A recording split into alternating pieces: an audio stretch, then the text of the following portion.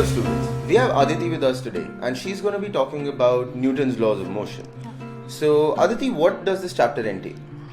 Basically, in this chapter, we'll learn about the three laws of motion. Okay. The frame these equations, the laws of motion are valid in, called an inertial frame. Okay. And pseudo force, that is applicable only when we work in a non-inertial frame. Yeah. And the different type of forces like friction and normal force and The other forces. tension. Yeah. Oh, tension. All right.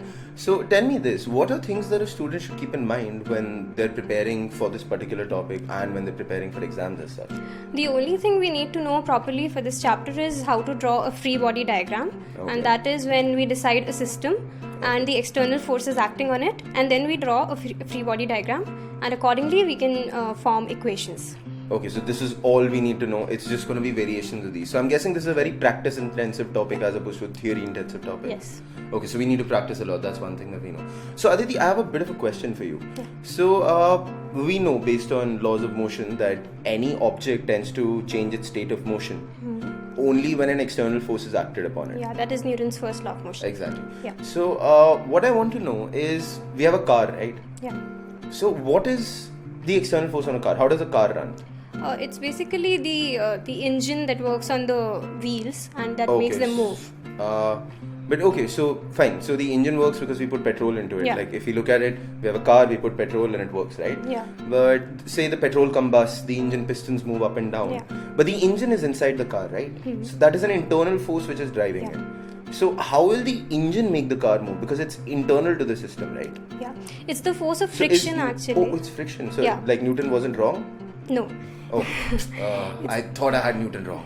Okay. It's the force of friction that makes a car move. It's a common misconception that friction is a force that opposes motion. It actually is a force that opposes the tendency of relative motion or actual relative motion.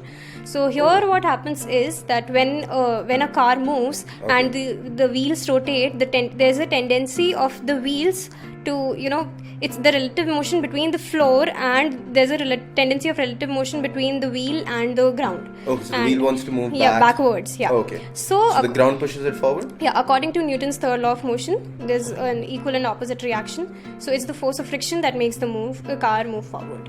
Oh, so it's actually friction that makes the car move. Yes. So I don't really need petrol now, do I?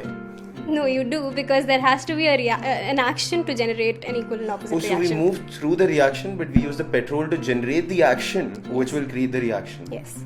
So it's actually friction that moves it, but to get friction moving, we need the petrol for it. Yes. Oh damn it! So I guess like, अच्छे दिन तो नहीं आए अभी, पर petrol लेना ही पड़ेगा. But I guess now we've understood how friction is something that actually makes our car move, and this is the external force.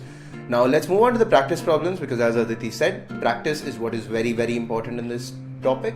We have, very few equations, actually just 2 equations, I think. Yeah. Just 2 equations and a free body diagram. That's all we need to know. But what we do need to know is how to solve these questions, and which is why practice is important. So let's jump right in, alright? Yeah.